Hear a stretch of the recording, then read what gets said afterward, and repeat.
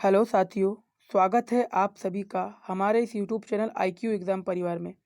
दोस्तों, आज की वीडियो में हम बात करेंगे पीरियोडिक टेबल से रिलेटेड जितने प्रकार के भी क्वेश्चन बनते हैं, इस एक वीडियो में हम कवर करने की पूरी कोशिश करेंगे। और दोस्तों, ये जो क्वेश्चन हो गए आपके RRC ग्रुप डी एवं NTPC के जो भी एग्ज़ाम बच गई है, उनके लिए आपके लिए भैया बहुत ही महत्वपूर्ण साबित होने वाला है। तो ये वीडियो को आप अंत तक देखिएगा और ये वीडियो आप अगर अंत तक देख लेते हैं तो मेरे चैनल को सब्सक्राइब कर दीजिएगा और इस वीडियो को लाइक कर दीजिएगा। तो चलिए स्टार्ट करते हैं फर्स्ट क्वेश्चन से। फर्स्ट क्वेश्चन क्या बोल रहा है? आधुनिक आवर्त सारणी में पहला धातु तत्व कौन सा है? तो आपको बताना है जो आधुनिक आवर्त सारणी होती है उसमें पहला धातु तत्व कौन सा है? तो वह लिथियम है, जो कि पहला धातु तत्व है। नेक्स्ट क्वेश्चन क्या बोल रहा है? आवर्त श्रेणी के समान ग्रुप समूह से संबंध तत्वों के अणुओं में होते हैं। आपको बताना है उनके भाषात्मक कक्षा में क्या होते हैं? समान इलेक्ट्रॉनिक विन्यास या संख्याएं होती है। नेक्स्ट क्वेश्चन क्या बोल रहा है? एक्टेनाइडों की परमाणविक संख्या है। आपको बताना है एक्टेनाइड कहाँ से स्टार्ट होते हैं?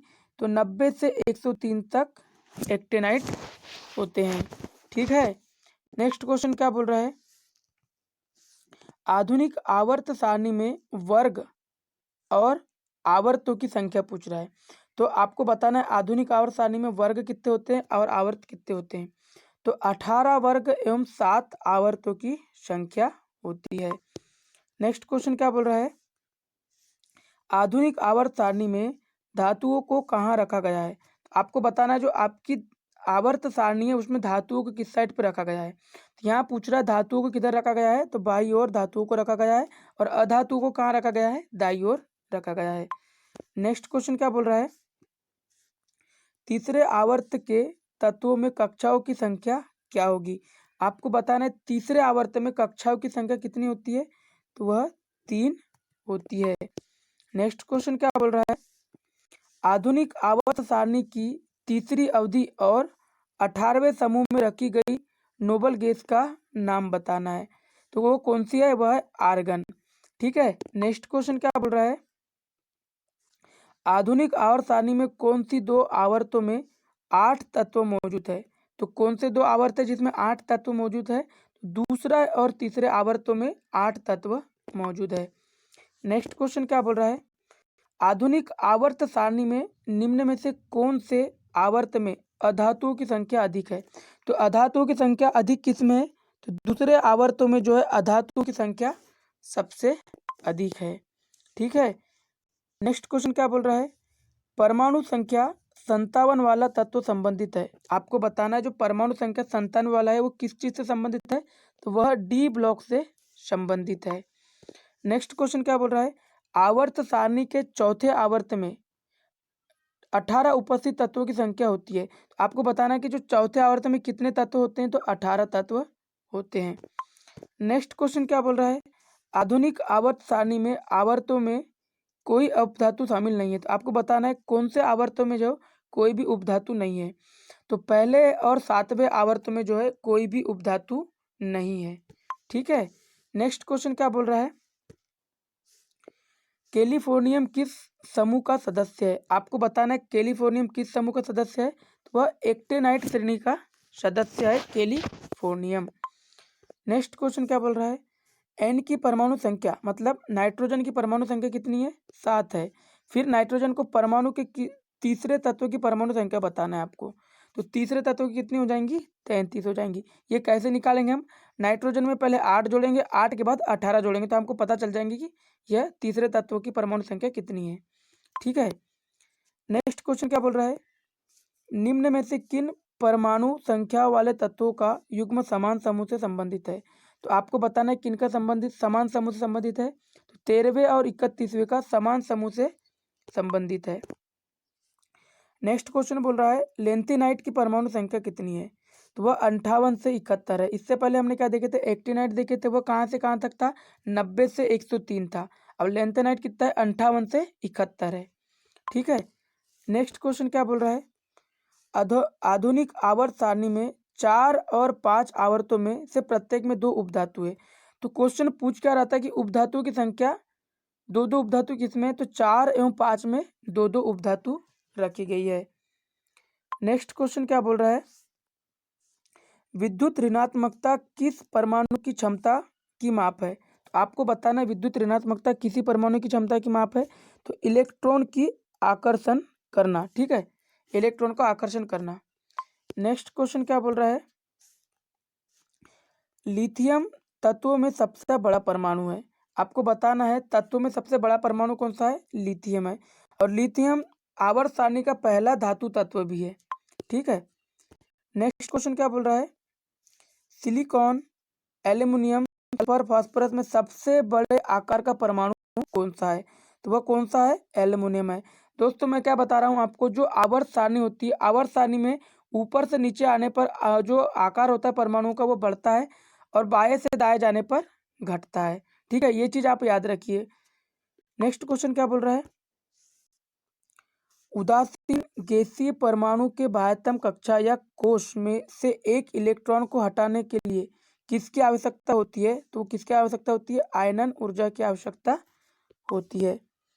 नेक्स्ट क्वेश्चन क्या बोल रहा है, किसी परमाणु तत्व की आयनिक क्षमता को प्रभावित करने वाले एक कारक क्या कहलाते हैं, परमाणु का आकार पर निर्भर करता है, ठीक है।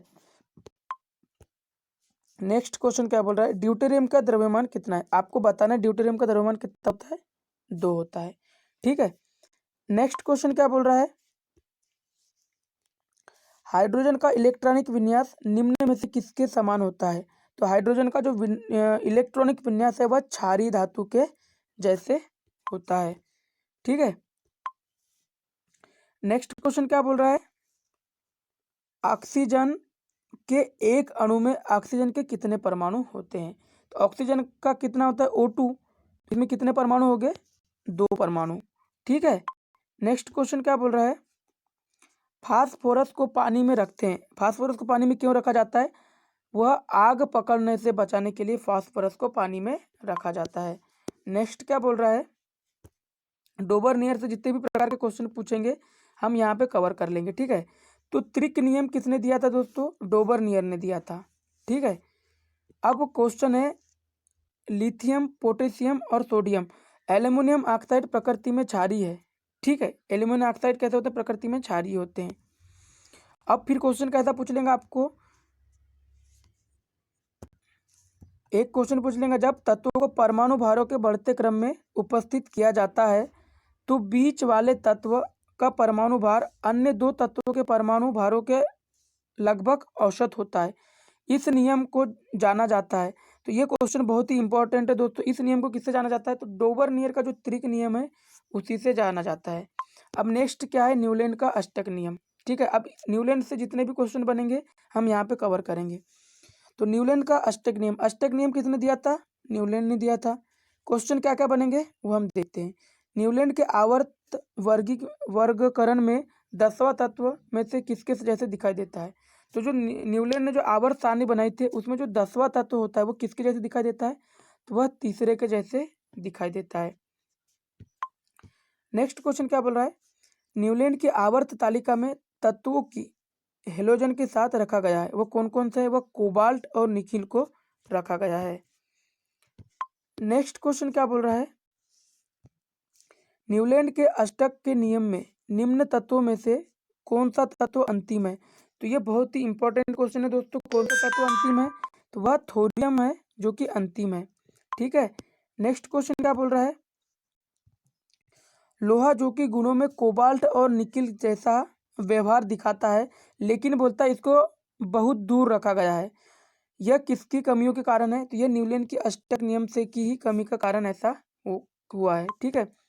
नेक्स्ट क्वेश्चन क्या बोल रहा है, न्यूलैंड का अष्टक नियम कहाँ तक फॉलो करता है। तो आपको बताना जो न्यूलैंड का अष्टक नियम कहाँ तक फॉलो करता है, यह सिर्फ कैल्शियम तक ही फॉलो करता है। नेक्स्ट क्वेश्चन क्या बोल रहा है, न्यूलैंड के अष्टक नियम के अनुसार प्रकृति में कितने तत्व मौजूद है। तो न्यूलैंड ने जो तत्व दिया था उसमें 56 थे जब ये अपना काम कर रहा था। उसके बाद जब मेंडलीव जी आए थे तब कितने हो गए थे, 63 हो गए थे, ठीक है। तो आपको क्या याद रखना है, 563 याद रखना है। तो न्यूलैंड के समय कितने थे, 56 थे, और मेंडलीव के समय कितने हो गए, 63, ठीक है। नेक्स्ट क्वेश्चन क्या बोल रहा है, अब मेंडलीव से क्वेश्चन करेंगे जितने भी प्रकार के क्वेश्चन बनते हैं हम इस मेंडलीव के द्वारा वो इस वीडियो में देखेंगे। नीचे दिए गए वर्गीकरणों में से कौन सा परमाणु द्रव्यमान के आधार पर था? तो आपको बताना जो परमाणु द्रव्यमान के आधार पर कौन कौन सा था। तो डोबरनियर ने जो दिया था वो भी परमाणु द्रव्यमान के आधार पर था, न्यूलैंड ने दिया था वो भी परमाणु द्रव्यमान के आधार पर, और मेंडलीव ने दिया था वो भी परमाणु द्रव्यमान के आधार पर दिया था। नेक्स्ट क्वेश्चन क्या बोल रहा है, मेंडलीव का आवर्ती नियम किस पर आधारित था? तो किस पर आधारित था? परमाणु द्रव्यमान पर आधारित था। ठीक है। नेक्स्ट क्वेश्चन क्या बोल रहा है, जब मेंडलीव ने अपना काम शुरू किया था तब कितने तत्व थे? अभी ही हमने इससे पहले देखे थे, कितने बताया था मैंने आपको? 63। ठीक है। नेक्स्ट क्वेश्चन क्या बोल रहा है, मेंडलीव की आवर्त सारणी में बाद में खोजे जाने वाले तत्वों के लिए जगह छोड़ी गई थी। तो बोल रहा है कि किस तत्व को आवर्त सारणी में बाद में जगह मिली? तो सबसे पहले किसको मिली? एक का एल्यूमिनियम, जिसको क्या बोला गया? गैलियम। एक का सिलिकॉन को क्या बोला गया? जर्मेनियम। और एक का बोरान को क्या बोला गया? स्कैंडियम। ठीक है। नेक्स्ट क्वेश्चन क्या है, मेंडलीव की आवर्त सारणी में लंब रूपी स्तंभों और क्षैतिज को कहा जाता है। तो जो लंब है उसको समूह कहा जाता है, और जो क्षैतिज रहती है उसको आवर्त कहा जाता है। ठीक है। ऐसी वाली को क्या कहा जाता है? आवर्त कहा जाता है, और ऐसे वाले इनको क्या कहा जाता है? समूह कहा जाता है। नेक्स्ट क्वेश्चन क्या बोल रहा है, मेंडलीव की आवर्त सारणी में तालिका में निकिल से पहले दिखाई देता है। तो आपको बताना निकिल से पहले क्या दिखाई देता है? कोबाल्ट दिखाई देता है। अब मेंडलीव से ही कुछ इंपॉर्टेंट है, उनका जन्म कब हुआ था, कहाँ हुआ था, सब क्या है, तो मैं इसको बताता हूँ आपको। मेंडलीव का जन्म हुआ था 1834 में और मृत्यु हुई थी 1907 में। इनका निवास स्थान कहाँ था? रूस का था। नेक्स्ट क्या है, इनकी आवर्त सारणी को पहली बार रसायन पत्रिका में कब छपी थी? तो यह 1872 में पहली बार रसायन पत्रिका में छपी थी। नेक्स्ट क्वेश्चन क्या बोल रहा है, इन्होंने तत्वों को परमाणु भारों के आधार पर सजाया था। तो क्वेश्चन पूछेंगे आपको कि मेंडलीव ने जो तत्वों को किस क्रम में सजाया था, तो आप क्या बताओगे? परमाणु भार के आधार पर सजाया था। नेक्स्ट क्या है, क्षैतिज कतारों को क्या कहा जाता है? आवर्त। और उद्गर को क्या कहा जाता है? वर्ग कहा जाता है। तो दोस्तों ये थी हमारी आज की वीडियो। आई होप अगर ये वीडियो आपने यहाँ तक देख ली तो आपको ये वीडियो जरूर पसंद आई होगी, और ये वीडियो आपको पसंद आती है तो प्लीज़ इस वीडियो को लाइक करें, शेयर करें, और मेरे चैनल को सब्सक्राइब करें। धन्यवाद। मिलते हैं आपको ऐसे ही एक मज़ेदार सेशन में, तब तक के लिए बाय बाय।